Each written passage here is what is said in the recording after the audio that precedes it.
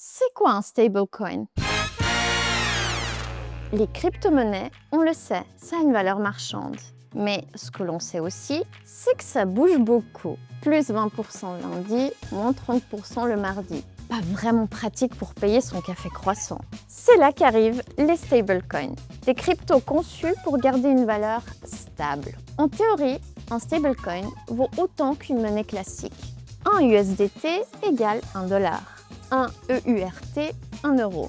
Mais alors, pourquoi inventer une nouvelle monnaie sur la base d'une qui existe déjà?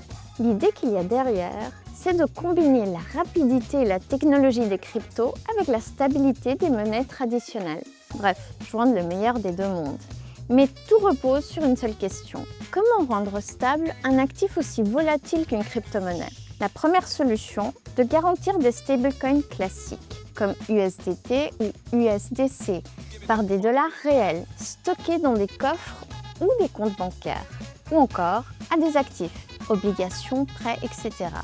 Une autre solution, c'est de les rendre stables de manière algorithmique.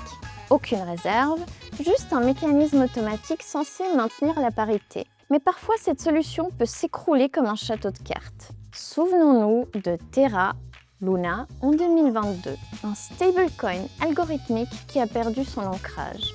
En quelques jours, tout l'édifice s'est effondré, emportant des milliards et rappelant une vérité simple. Stable ne veut pas toujours dire sûr. Aujourd'hui, les stablecoins restent pourtant centraux dans l'écosystème crypto. Ils permettent de passer d'une crypto à l'autre sans repasser par le dollar ou l'euro. Ils facilitent les paiements rapides et transfrontaliers. Et ils inspirent même les banques centrales qui développent leur propre monnaie numérique. À retenir, un stablecoin, c'est une crypto qui veut rester sage, mais dont la solidité repose entièrement sur la fiabilité de son ancrage.